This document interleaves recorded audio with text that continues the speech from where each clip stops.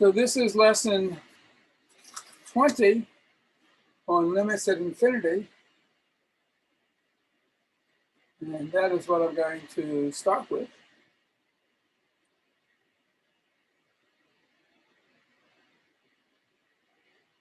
And let's just give a little schedule. So this is today. Lesson 21 on optimization is Wednesday. But I'm going to start some of it today, and I can't be here on Wednesday. So this lecture I will record, and it will be posted on the YouTube website for this class. So you can watch it Wednesday at 1 o'clock if you like, or you can watch it before or after at any time of your choosing. So then Monday, which is the 26th, is review.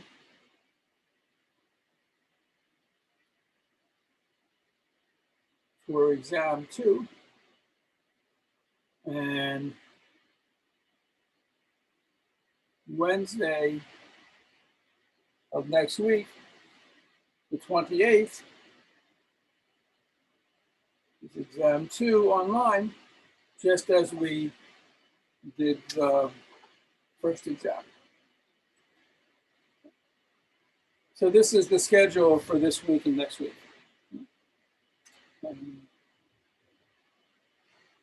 And then after the second exam, there are 3 more classes plus a review, but they're really very important classes. It's when we learn the integral and the fundamental theorem of calculus. But we'll see that after the exam. Any questions are there about the homework or what we have been doing on concavity, inflection points, and so forth? First derivative test and second derivative test. Are there any homework problems you would like me to go through? Maybe I'll pick 1 or 2 just to make sure we have a little bit of practice with that. So, yeah, go ahead. I have a question. Will you send us the review before Monday? Yeah, I will email out a review over the weekend. All Or actually the end of this week, a review sheet.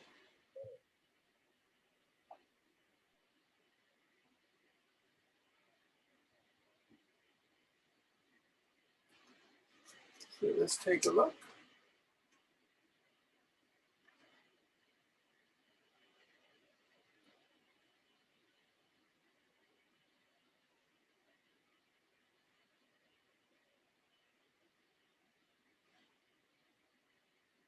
So for example, in section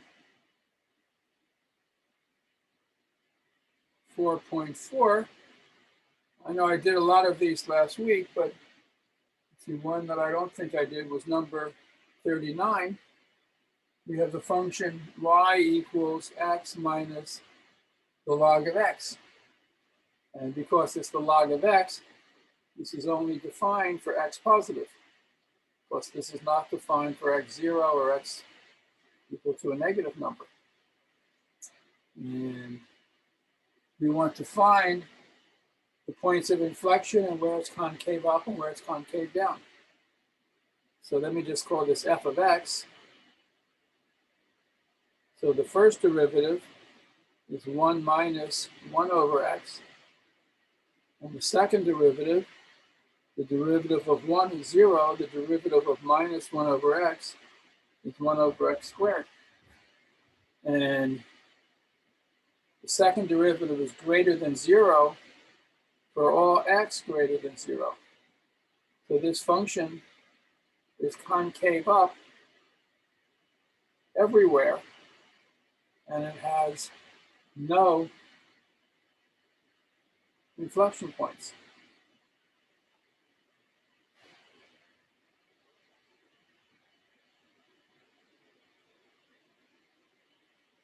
If you want to know where the function is increasing, the function is increasing when f prime of x, which is 1 minus 1 over x, is greater than 0, which means 1 is greater than 1 over x, or x is bigger than 1. So it's increasing for x bigger than 1. It's decreasing when this is less than 0, which means when 0 is less than x less than 1. And the derivative is equal to 0 when x equals 1. And if you compute the second derivative at x equals 1, you get 1 over 1 squared. The second derivative is 1 over x squared. This is 1, which is positive. So by the second derivative test, x equals 1 is a relative minimum. And if you go back to the original function, f of 1 is 1 minus the log of 1. Log of 1 is 0, is 1. So this function is concave up everywhere. It's decreasing, has a relative minimum at 1, and then it goes up again. So, function is decreasing, and then increasing.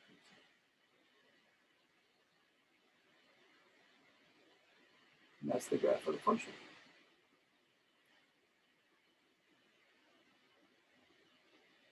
Any questions about this?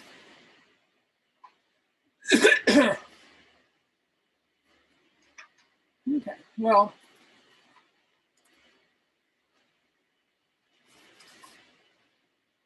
we studied limits at particular values. F of x as x goes to a. But now we consider what happens when x goes to infinity. So you might have the following question. What does it mean to say the limit as x goes to infinity for the function 3x squared over x squared plus 1?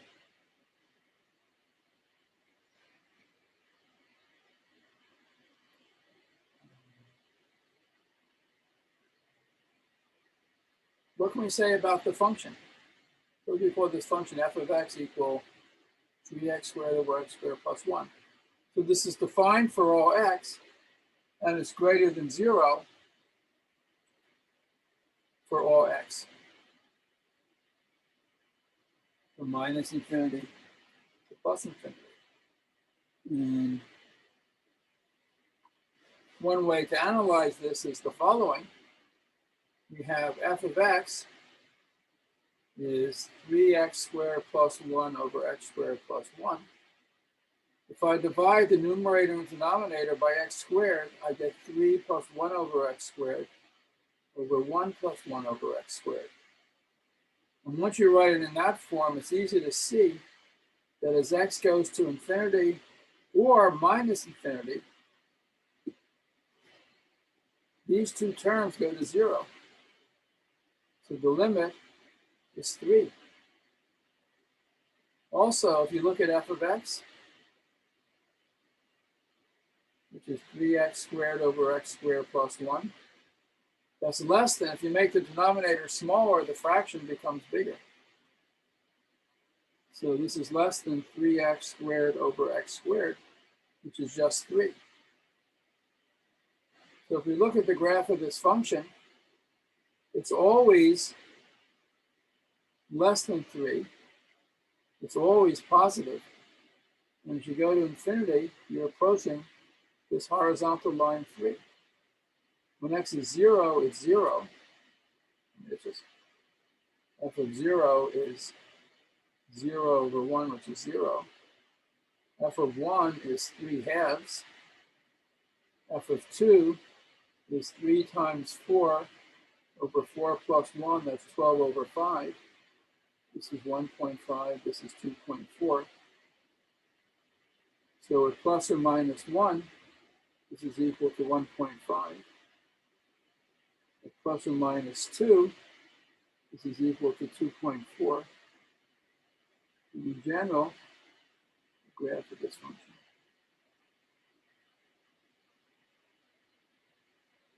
Looks like that. And you see, as you go out to plus infinity or minus infinity, the graph is getting closer and closer to this horizontal line. So the formal definition of a limit at infinity is the following. You have a function f of x, and the limit as x goes to infinity is L. What does this mean? It means that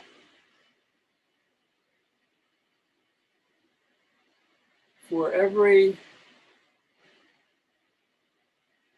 epsilon greater than 0, no matter how small,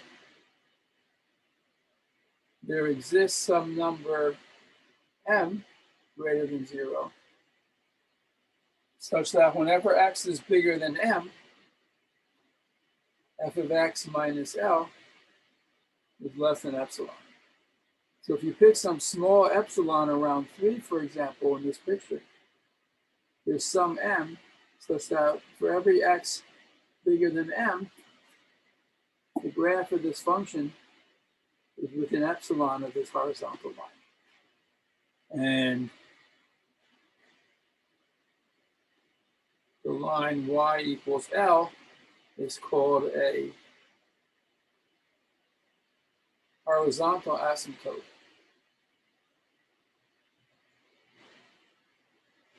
Of the function. So if the limit as x goes to infinity of f of x is L, the horizontal line y equals L is what we call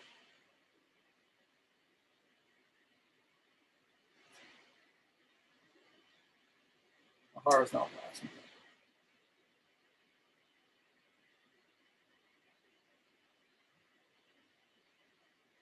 And you can also be going out to minus infinity. You have a horizontal asymptote which you go out to minus infinity. So this is also for x going to minus infinity. It's exactly the same picture.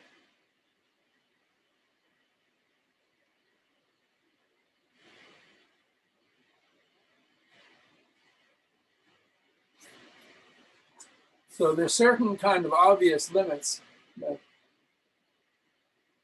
you know pretty well. So if r is greater than 0, then the limit of 1 over x to the r as x goes to infinity is 0. Because this denominator is getting bigger and bigger and bigger, and it doesn't matter whether you have 1 in the numerator or some number c. Also, it doesn't matter if you're going out to plus infinity or minus infinity. The limit is still 0.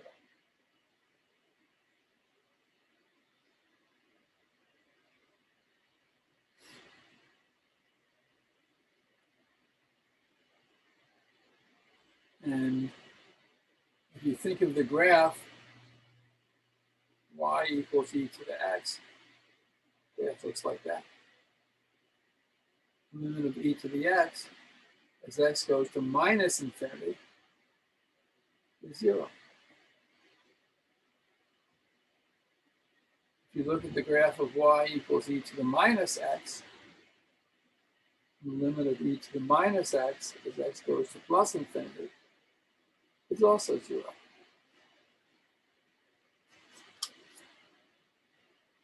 And just to state one more kind of obvious thing, if you have a constant function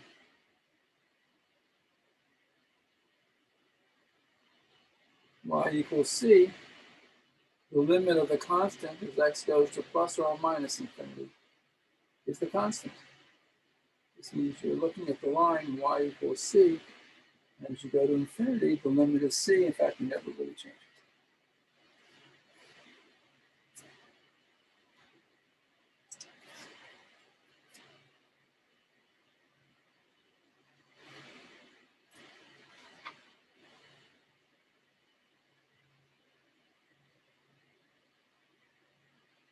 So here are some examples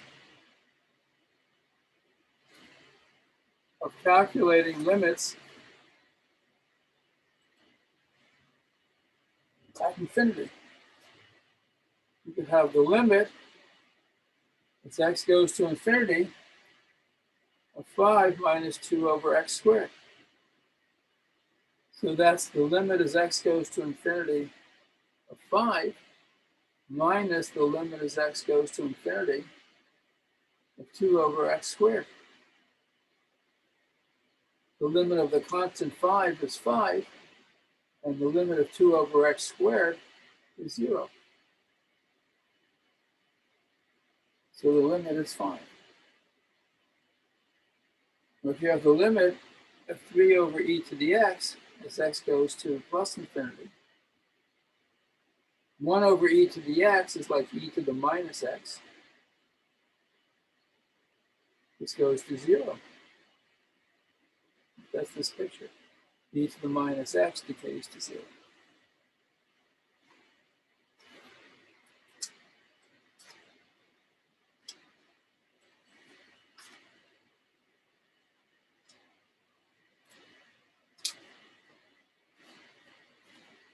Any questions about this?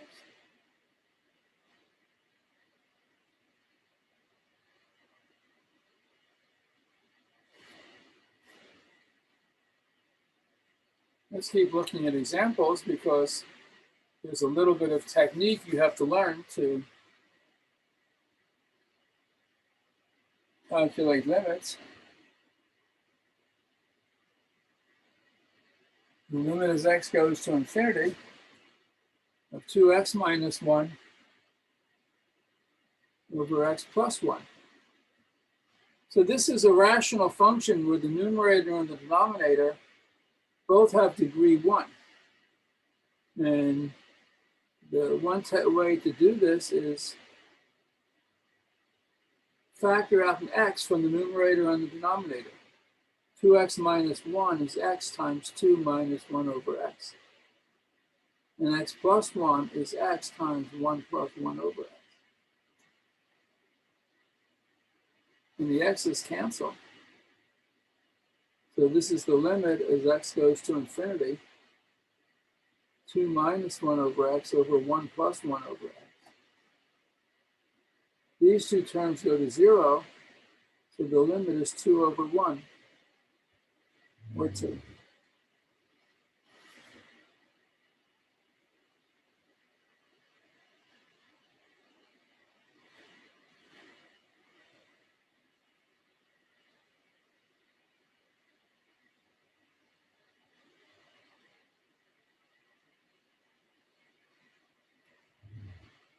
So here's another instructive set of examples involving rational functions. In the first, we have 2x plus 5 over 3x squared plus 1.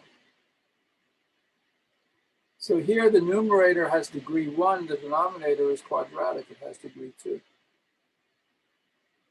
But just to understand what's happening, let's say we factor x squared out from both terms. So I want the limit of all this. Let me just factor it.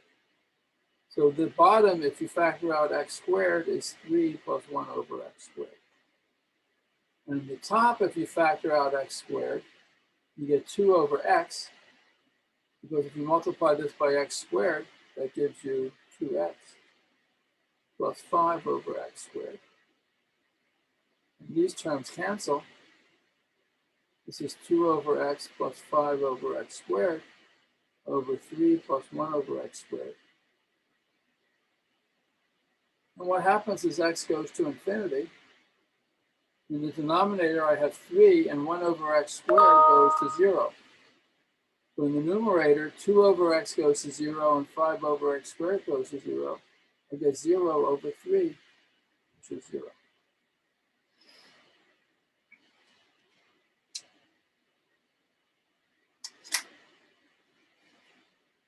Suppose instead I had 2x squared plus 5 over 3x squared plus 1.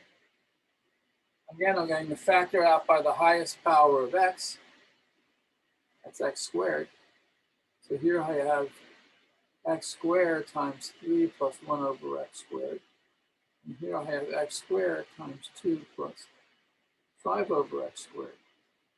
And again, the x squareds cancel. And as x goes to infinity, these two terms go to 0. The answer is 2/3.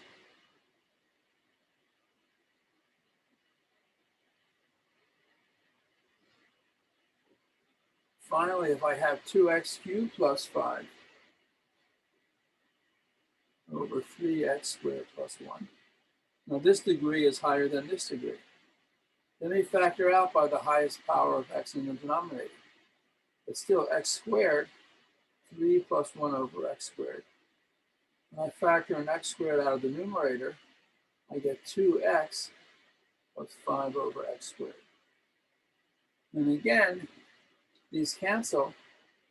And what happens as x goes to infinity? 3 plus 1 over x squared has the limit 3. 2x plus 5 over x squared, 5 over x squared goes to 0. But as x goes to infinity, 2x also goes to infinity. So this looks like infinity over 3, which is infinity. So this rational function has a limit infinity. Or we would say actually it doesn't have a limit.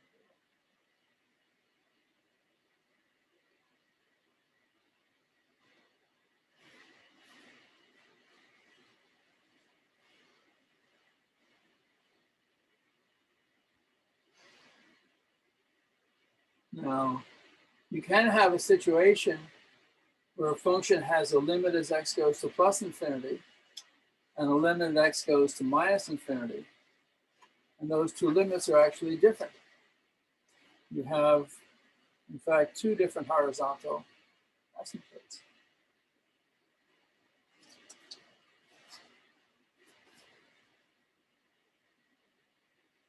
So the nice example that's given in the text, example 4, is what is called the logistic function, which you'll see again in Math 176.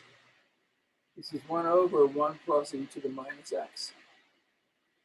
Now the limit as x goes to infinity of e to the minus x, function looks like this.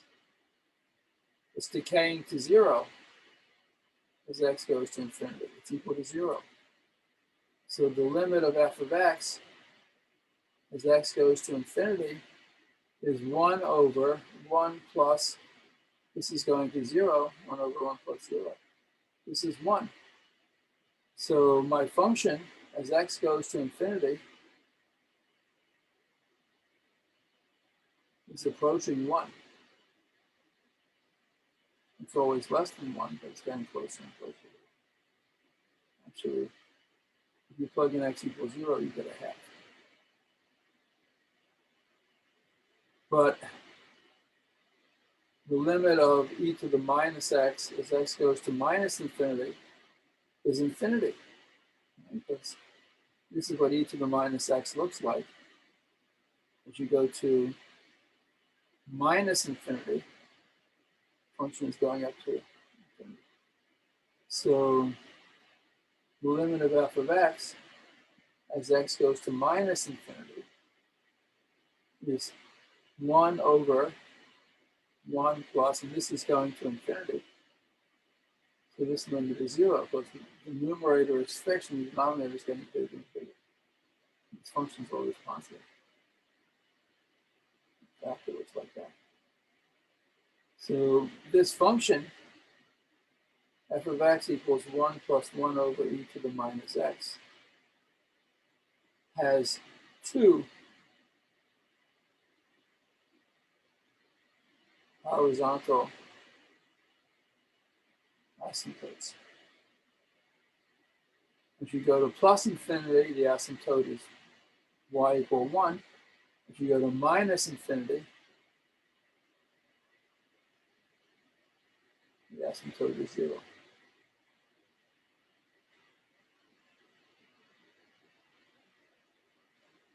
This isn't a pretty function. Let's just look at it a little bit more closely. We can see it's increasing. At least it looks like it is the way I've drawn it. What's the first derivative of this function? So this is the derivative of 1 plus e to the minus x to the minus 1. So by the chain rule, that's minus 1 plus e to the minus x to the minus 2 times the derivative of 1 plus e to the minus x, which is minus e to the minus x. The two minuses cancel, so we get 1 over e to the x, 1 plus e to the minus x squared. That's positive. So f of x is increasing everywhere.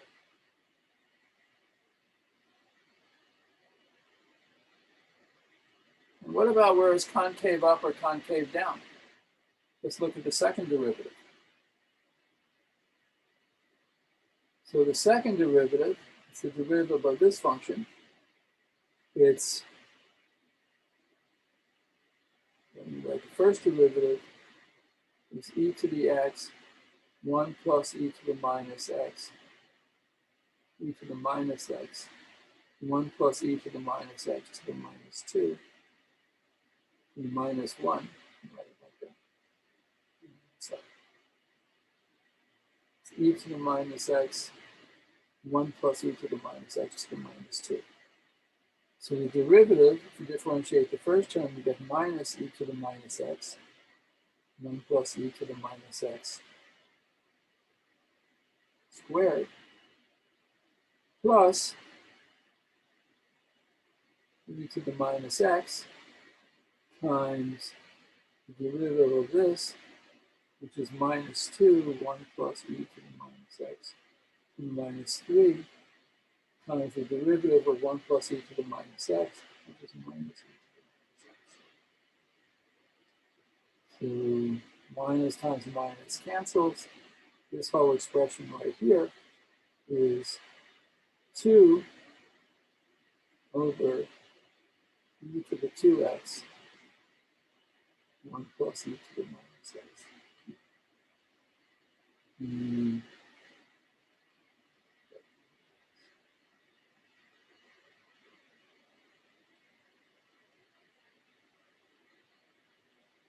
I don't want to go through this because it's not part of the problem. It'll take a while. It looks like this curve is concave up, inflection point, and then concave down for all these triple integers. In any case, the purpose of this example is to understand asymptotes, and you see a horizontal asymptote at the horizontal line y equals 1, and the second horizontal asymptote when y is equal to 0.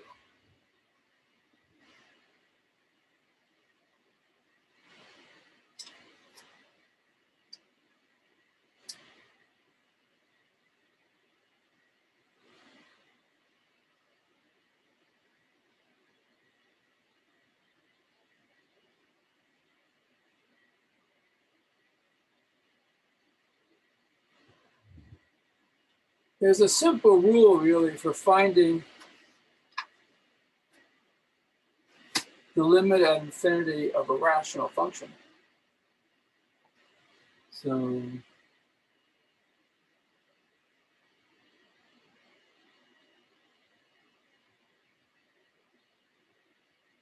remember, a rational function, f of x, is a quotient of polynomials, p of x over q of x.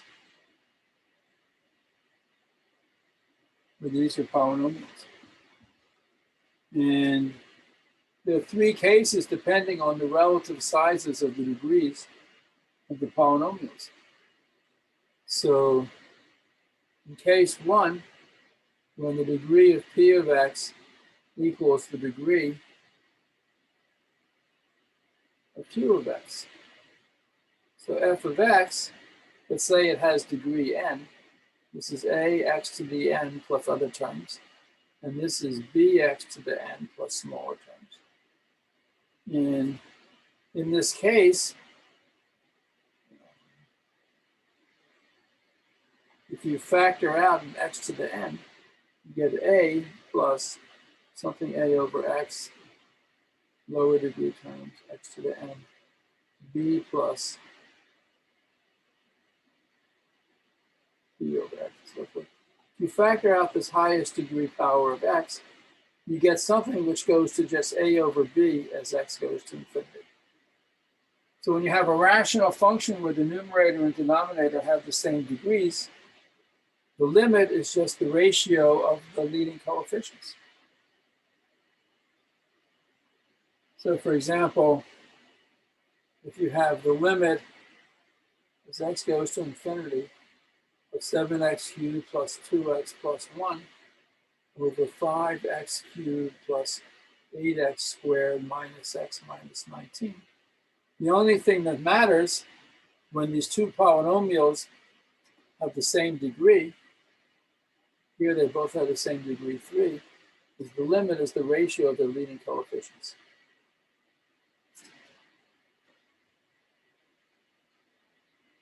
In case 2, the degree of the numerator, I'll call it m, is less than n, which I'll call the degree of the denominator.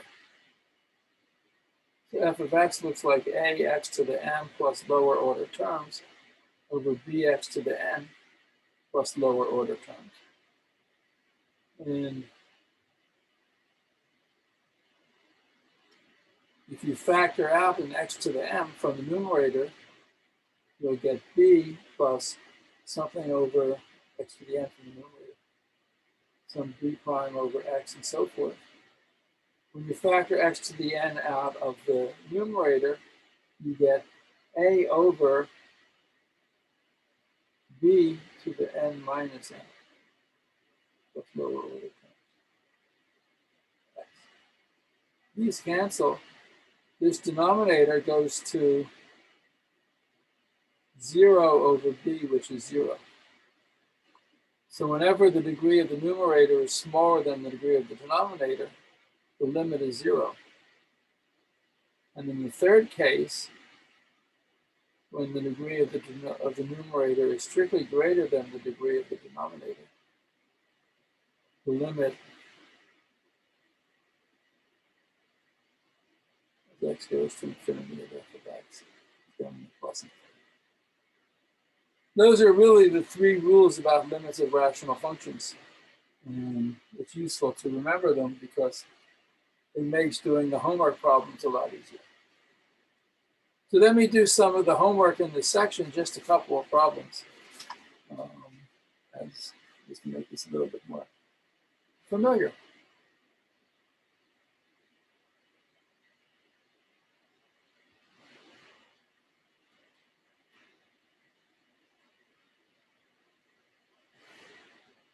Now this is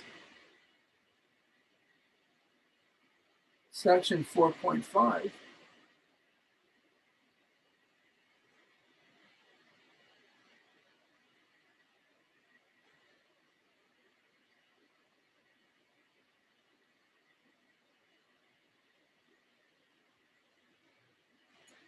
Let's look at number 17.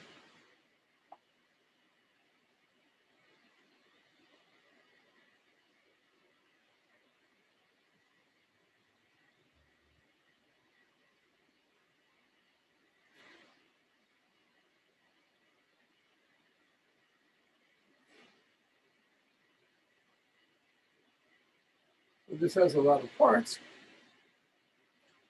The first part, this is the limit of 5 minus 2 x to the 3 halves over 3x squared minus 4 as x goes to infinity. Now, if you look at this, this is not a rational function because this is a fraction, but this is 3 halves and this is 2. The degree of this numerator is smaller than the degree of the denominator. So we would expect as x goes to infinity, this gets much, much bigger than this and the limit should be 0.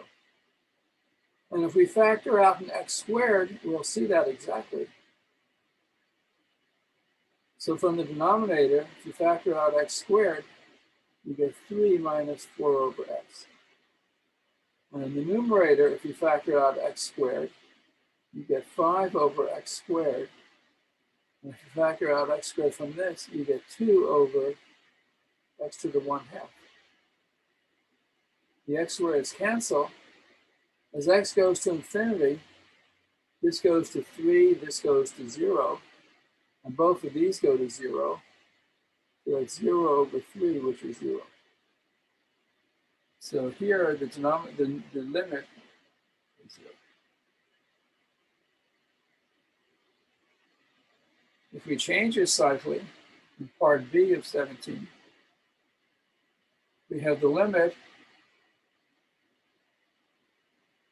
as x goes to infinity.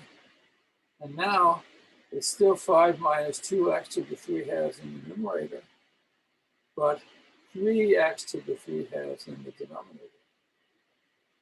And now again, we'll factor out x to the 3 halves from the numerator and the denominator. X to the 3 halves. 3 minus 4 over x to the 3 halves. And here, when you factor out x to the 3 halves, you get 5 over x to the 3 halves minus 2. And again, these cancel. When x goes to infinity, this goes to 0 minus 2. This goes to 3 minus 0. So the limit exists, it's minus 2/3, when we have a horizontal asymptote. Any questions about this? And finally, number 17, part C, we have limit as x goes to infinity. The same numerator, 5 minus 2x to the 3 halves. But now the denominator is 3x minus 4. So we might expect this to go to infinity, plus or minus infinity, because this numerator has higher degree than the denominator. 3 halves is bigger than 1. So let me factor in x out of numerator and denominator. This is x times 3 minus 4 over x. And here, if I factor out an x, I get 5 over x minus 2x to the 1 half. Because x times x to the 1 half is actually a 3 half. Again, these cancel. As x goes to infinity, 3 is 3 and 4 over x goes to 0. 5 over x goes to 0. But minus 2x to the 1 half, that goes to minus infinity. So this is minus infinity over 3. This limit is minus infinity.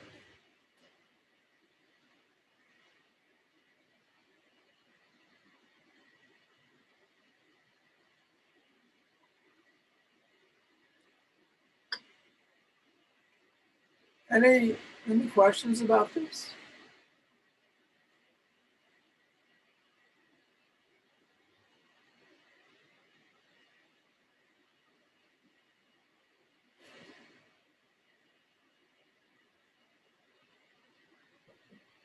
No question, Professor. Yeah, go ahead. There's no question. Oh, okay. Let's look at number 35 in this section. What is the limit as x goes to infinity? Sine of 2x over x. So this is a little different because this involves a trig function. But what we know about the sine and the cosine is that the sine of 2x is always at most 1 in absolute value. Professor, you cannot say it. Sine of 2x, sine and cosine oscillate between plus 1 and minus 1. So the absolute value of this numerator is 1. So if you take the absolute value of sine of 2x over x, that's the absolute value of the sine of 2x over the absolute value of x. Sine of 2x in absolute values of most 1. X is positive, so the absolute value of x is the same as x. This fraction is less than 1 over x. And that goes to 0 as x goes to infinity. So this limit is 0.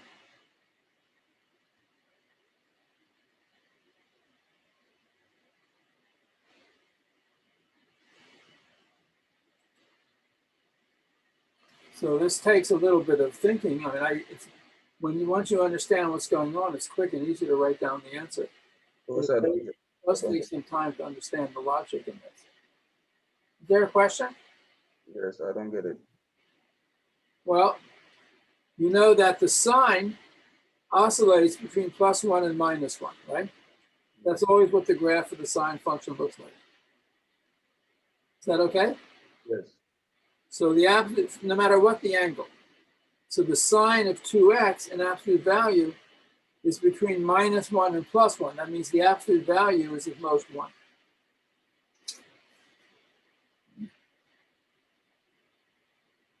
So this was step 1, just to make this observation. Any question about this? I mean, the sine oscillates from 1 to -1. That's the way. That's the nature of these trig functions. It oscillates between + and -1. So the absolute value is at most 1. But I'm interested not in the sine of 2x, but the sine of 2x over x. And for step 2, I look at the absolute value of sine of 2x over x.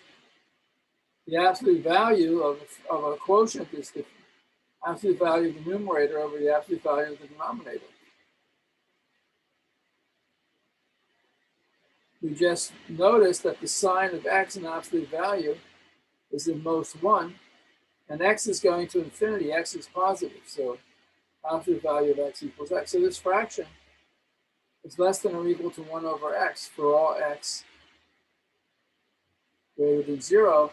And 1 over x goes to 0 as the denominator goes to infinity. So this fraction is going to 0.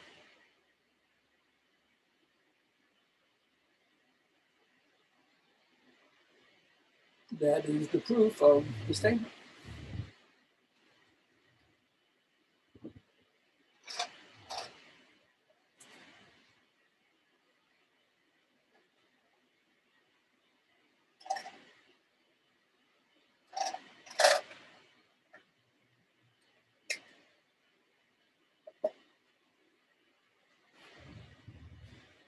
Any other questions about this?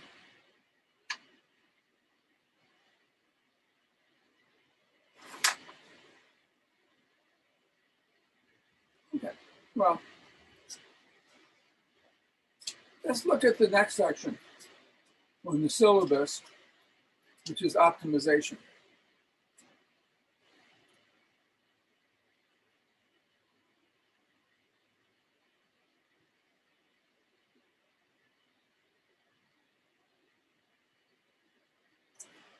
So to optimize something tries to make it better and better. And here's a classical example of an optimization problem.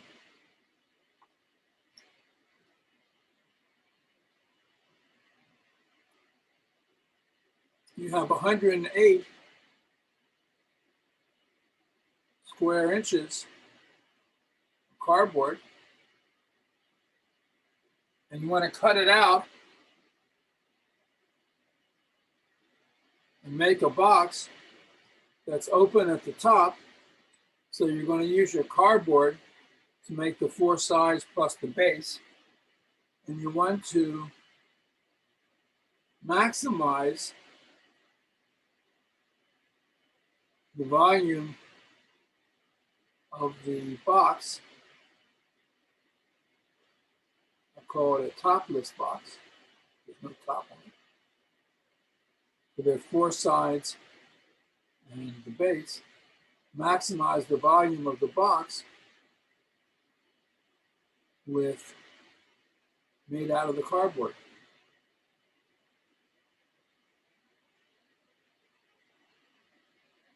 Oh, and we want to say it has a square base. So the box has a square base. It has a bottom with no top. So there's certain parameters to describe this problem. So let's say the base is a square and the side is of length x. So x, x, x, x. The base is a square whose side is x, and the height is h. So what is the area of the box? It's equal to the area of the base plus 4 times the area of each side. If there are 4 sides plus the base, there's no top. So the base is a square whose side is x. So it's x squared.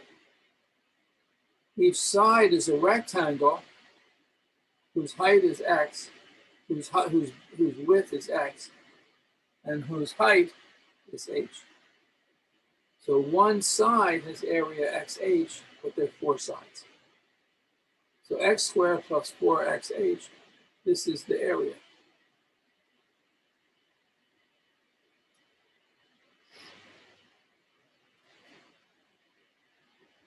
And we want this box to be as big as possible.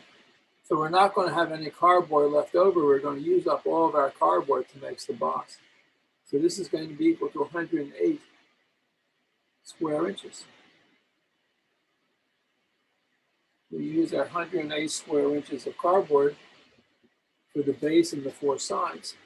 And what is the volume?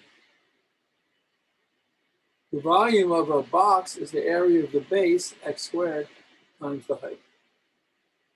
And what problem is to maximize or optimize this volume? So, but from this equation, there's a relation between x and h. According to this, 4xh is 108 minus x squared. So h is 108 minus x squared over 4x.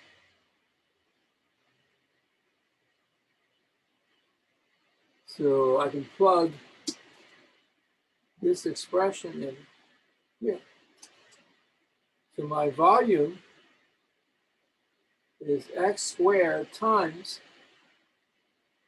108 minus x squared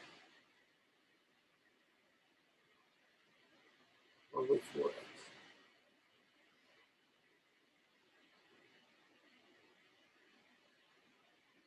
And this x cancels this. So this is x. 108 over 4 is 27 minus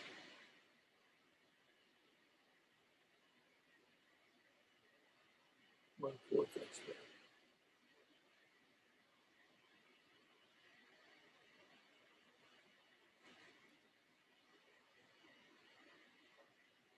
Or if I like, I can just write this as 27x minus 1/4 x.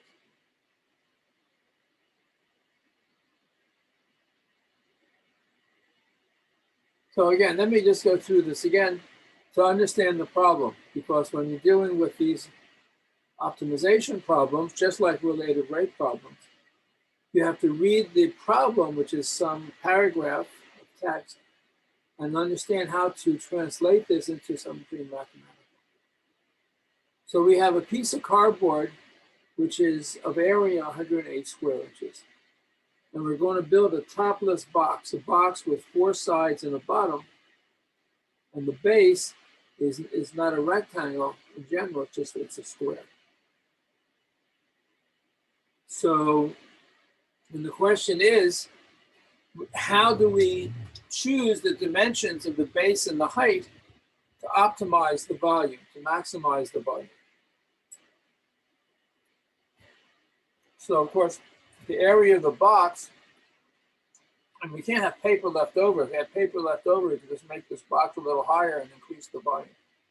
So we're going to use up all of the paper.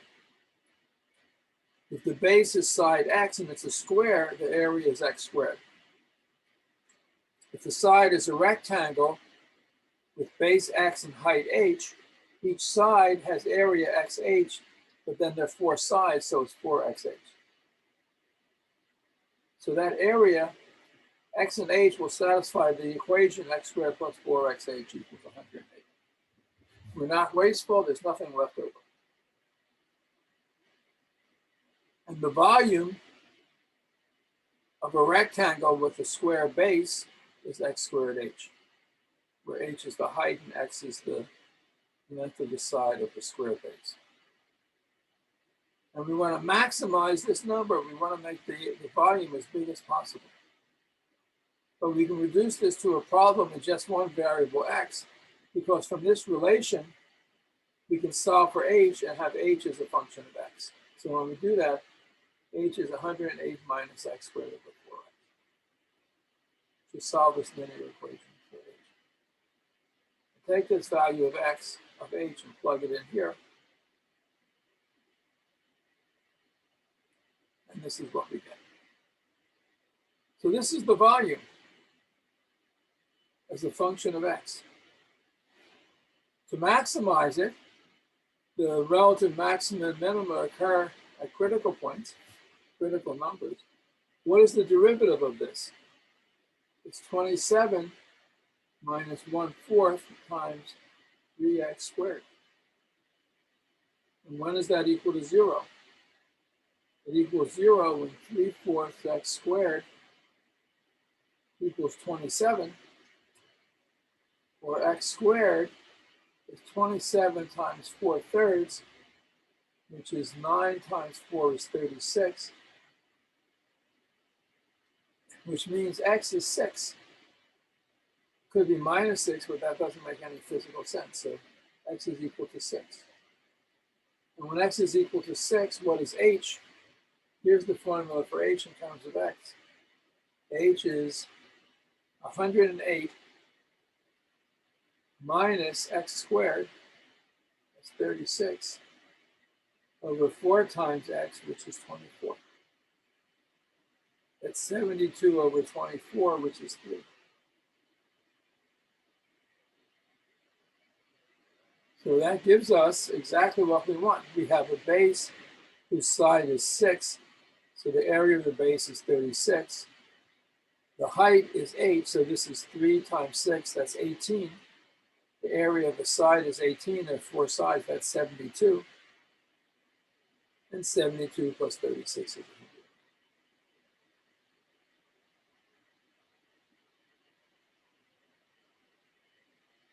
The maximum value comes from a box whose square base has dimension 6 on each side, and whose height is 3.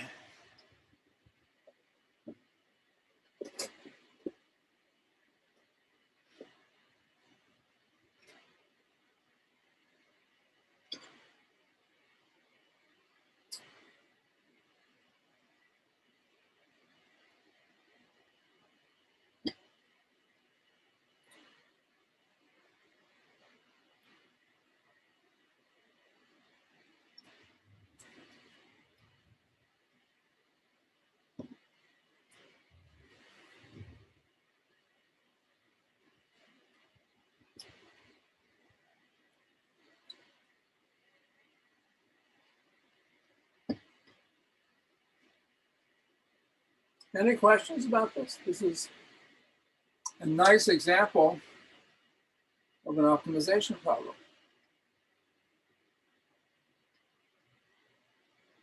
Let's look at example 2.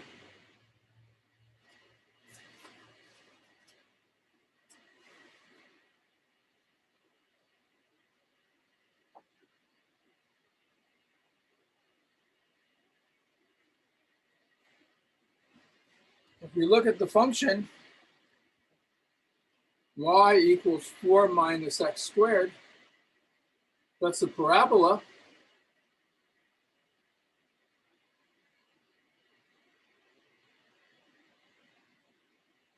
Whose vertex is at 4, opening down.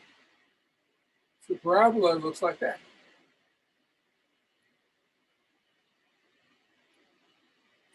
And right here, This is the point 0, 2.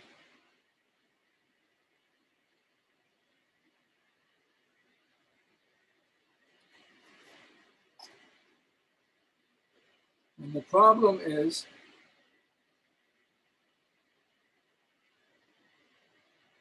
find the point on the parabola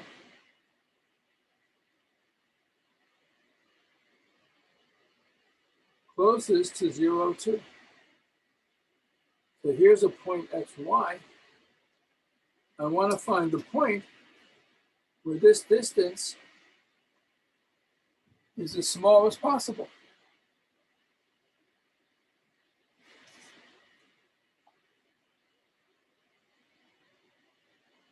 So what is this distance, d?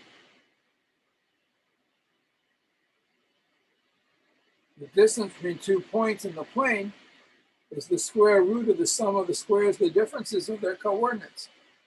So that's x minus 0 squared plus y minus 2 squared. Because this point has x coordinate 0 and y coordinate 2.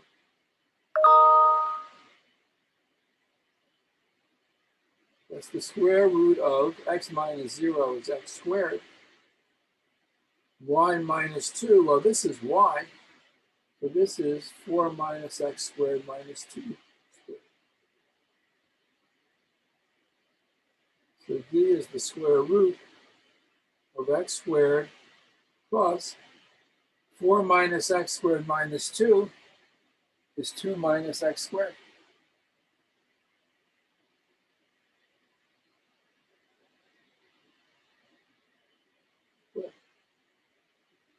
The square root of x squared, and you square this, I get 4 minus 4x squared plus x to the fourth.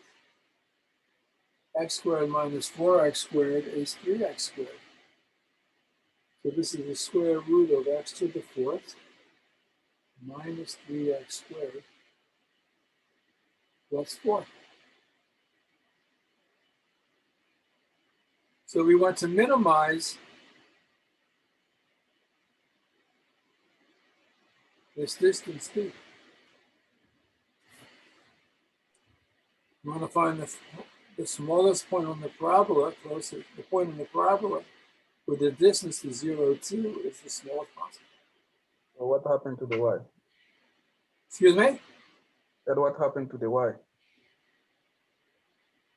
So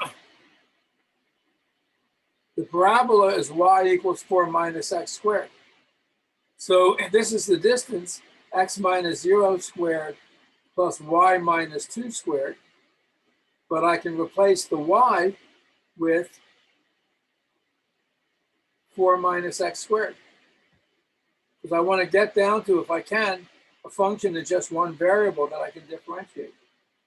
So y is 4 minus x squared, so I'm just substituting that. And 4 minus x squared is 4 minus x squared minus 2 is 2 minus x squared, and I expand this and I get that. And minimizing the square root of something is the same as minimizing what's under the square root.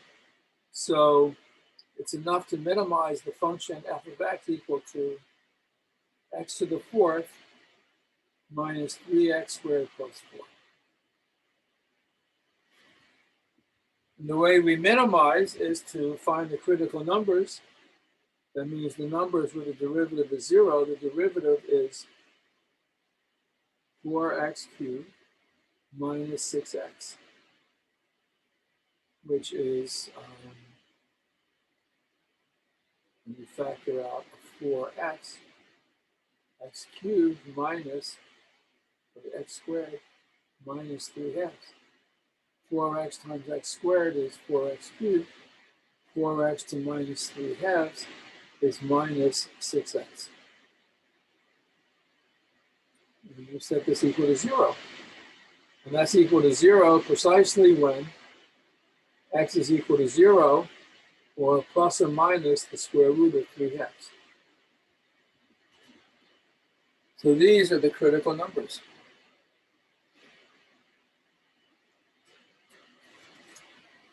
So it just drop the square root of the square roots. Here? Yeah. Yes, because I want to make this as small as possible. But this is small when what's under the square root sign is small. So I can simplify by, I'm minimizing this when I'm minimizing the square root of x to the fourth minus 3x squared plus 4 when I minimize x to the fourth minus 3x squared plus 4. As this gets bigger, the square roots get bigger and so on.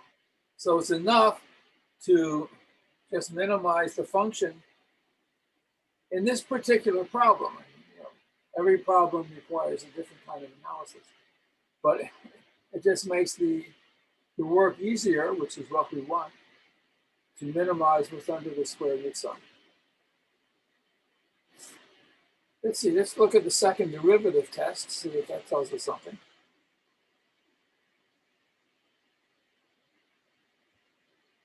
The second derivative of this function is 12x squared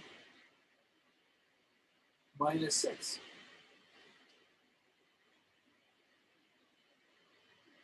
So f double prime at 0 is minus 6. So x equals 0 when the second derivative is 0 and the first is negative and the second derivative is 0. X equals 0 is a relative maximum. We want a relative minimum. What is the second derivative evaluated at plus or minus the square root of 3/2? When you square it, you get 3/2 minus 6. This is 18 minus 6, or 12.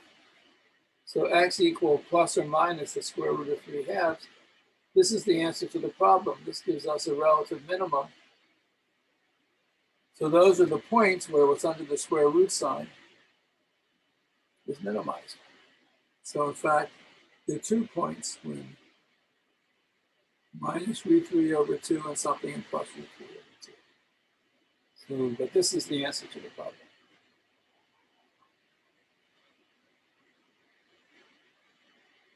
So spend a minute or two looking at this because it's really, these are things that you have to get used to figuring out on your own.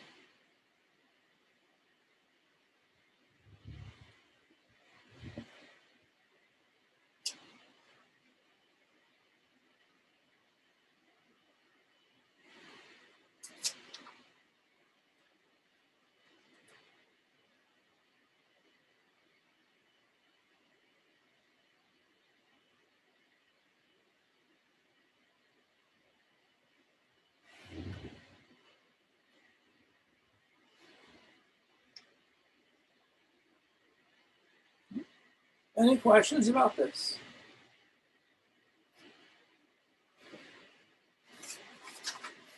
All right, well, we'll do 1 or 2 more problems and then we'll be done for the morning, we'll be done for the day.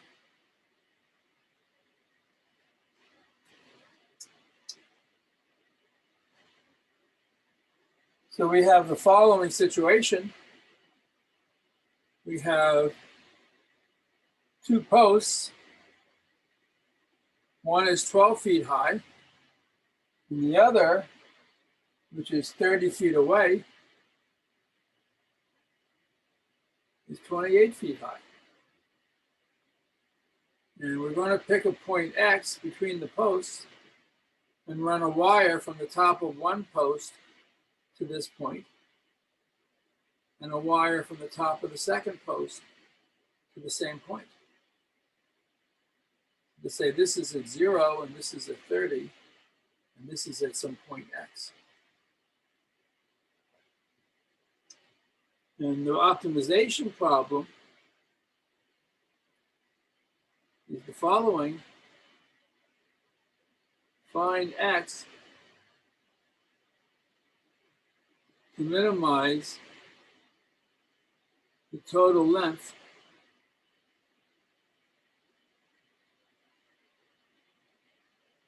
of the 2 wires. So this plus this. That's the total length of the wires. So what are these two lengths? So from here to here, that's x. And let's call this, I don't know, y, and we'll call this z. So what we know is by the Pythagorean theorem, x squared plus r squared, so x squared, this is a 12, plus 12 squared equals y squared. And if this distance is x, this distance is 30 minus x. So here we have another right triangle, and we can use the Pythagorean theorem again. We get that 30 minus x squared plus 28 squared equals z squared. And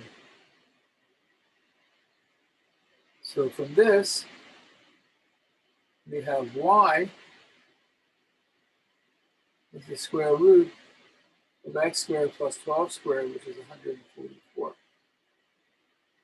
And from this, we have z is the square root of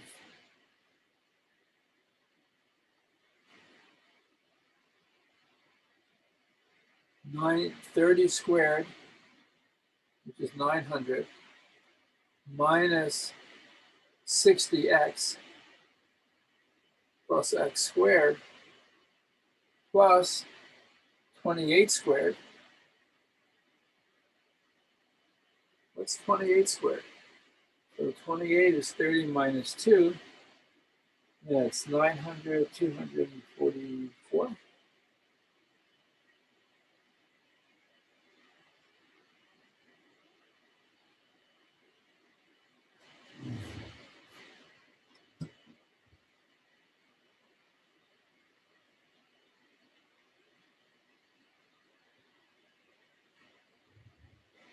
$784.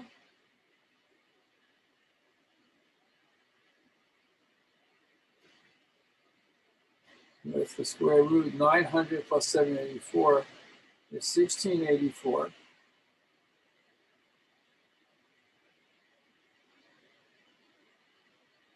Minus 60x plus x squared.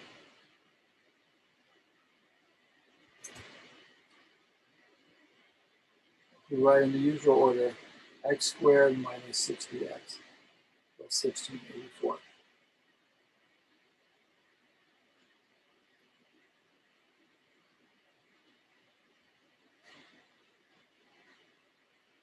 So the total distance, the length of the wire, I'll call it L, which depends on the point x, is equal to y, square root of x squared plus 144, plus z, which is the square root of x squared minus 60x plus 1684.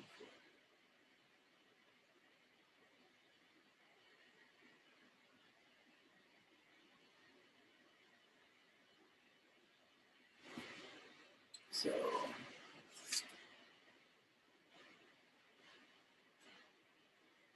they say, just to be consistent with the notation that the book uses, for the length of the wire, they use W. And we want to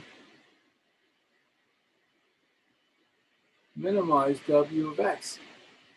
We want to find the point where the total amount of water and the total amount of wire is as small as possible. So this requires a little calculation.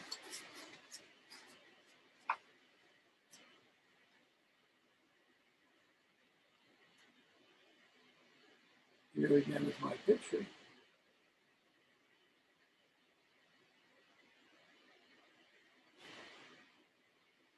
The length of this wire, if we pick a point, if we if we pick this point x and we run the wire from the top to x and then from the top and second post to x, the length of the wire is the square root of x squared plus 144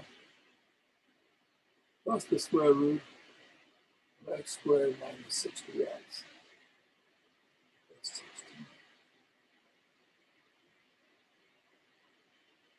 So to minimize, find the critical numbers. When we differentiate this, this is x squared plus 144 to the 1/2. We get 1/2, 1 over this to the 1/2, square root of x to the 144, times the derivative of this, which is 2x. So the 2 and the 2 is canceled. This is x over this. This is also 1/2 times the square root in the denominator.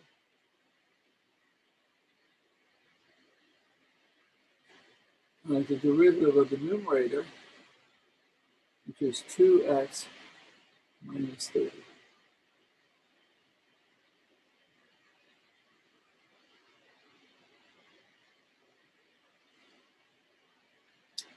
Oops. Sorry. When you differentiate this, you get 1/2 2x minus 60. And when you factor out the 2, this is x over square root of x squared plus 144.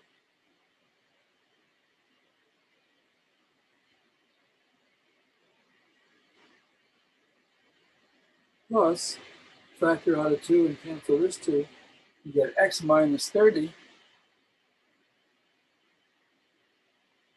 over square root x squared minus 6x plus 1684.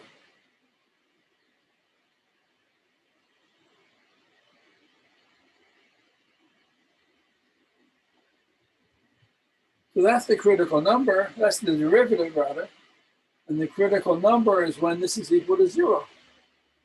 So this looks like a mess, but we want to solve this equation for x equals 0. And another way of saying that is if you cross multiply x times the square root of x squared minus 6x plus 1684, you bring this over to the other side, x minus 30 minus x minus 30 is 30 minus x times this. Professor, is not 60. Sorry? Not 60. So it's 2x minus 60 over 2. When you factored this, you got 2 times x minus 30, and then the 2's cancel.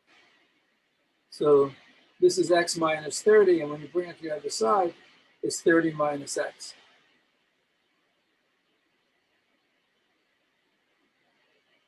So maybe just take a look at this and double check and make sure everything seems okay. We're still trying to solve this equation for x. So I'll square both sides to get rid of the square root. I get x squared times x squared minus 6x plus 1684 equals. Yes, I'm talking about that. This is this should be 60. It's not 6x. Yes, there. Oh, yeah, thank you. Let's see. 60, you're right. Thank you very much. So this is 60x, 60x, 60x, 60x. Thank you. 30 minus x squared times x squared plus 144.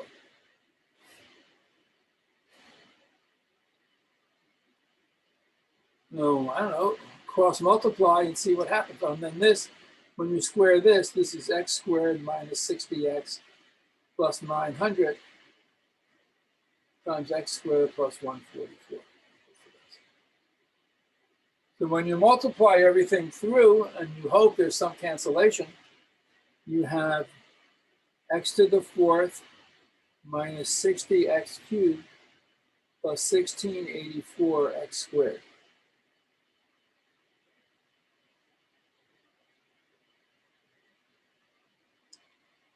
And on this side, when you multiply everything through, you get x to the fourth minus 60x cubed plus, and then we have two terms with x squared. I have 144x squared and 900x squared. So that is 1044x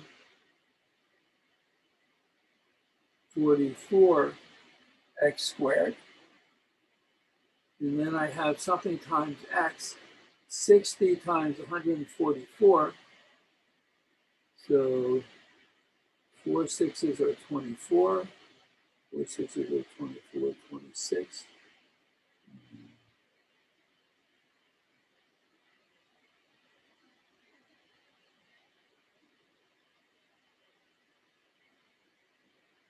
Six plus 2 is 8. And then plus 144 times 900. Let's see, what is that?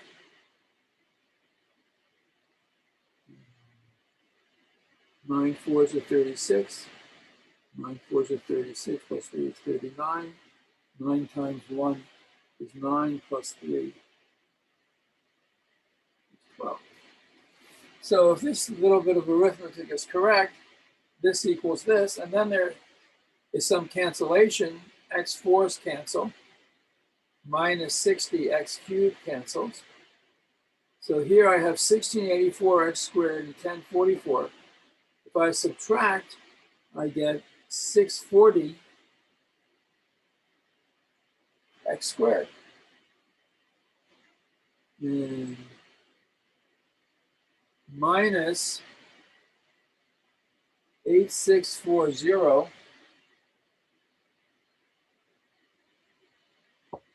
minus 129,600 equals 0. And I can see from the book that 320 divides each of these coefficients.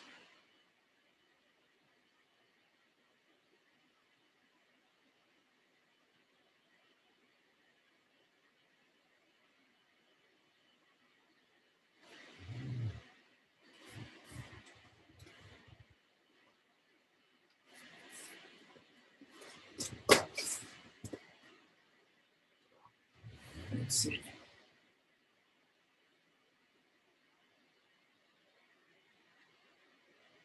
So 8640 divided by 320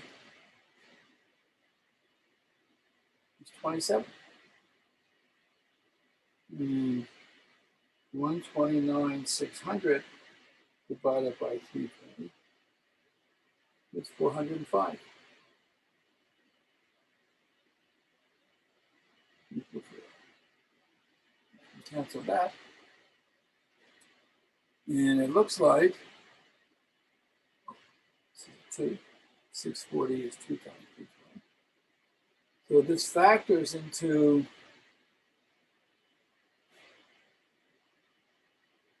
x minus 9 times 2x plus 45.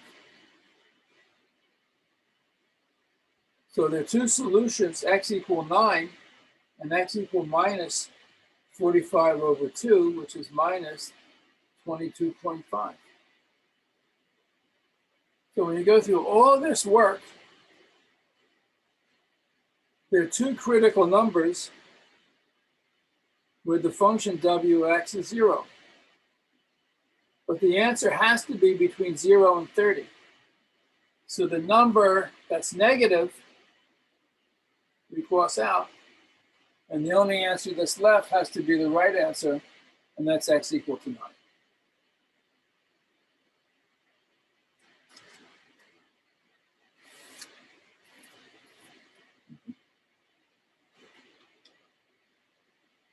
Any questions about this? Here we are.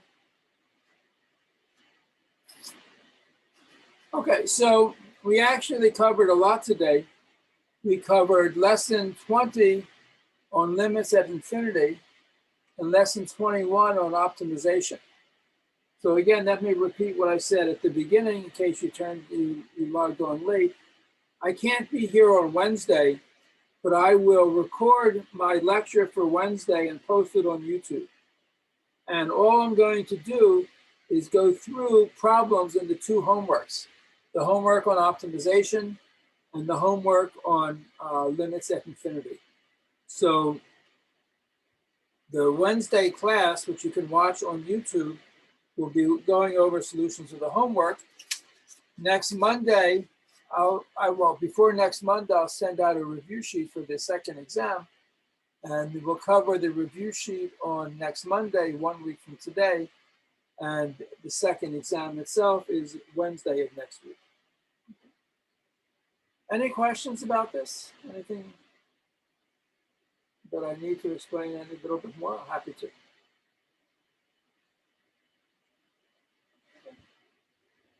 If not, then we are done for today. Looks like a beautiful day, so enjoy it if you can. Good day, Professor. And so the next live class will be a week from today, next Monday. Thank you. Bye, all. Good day.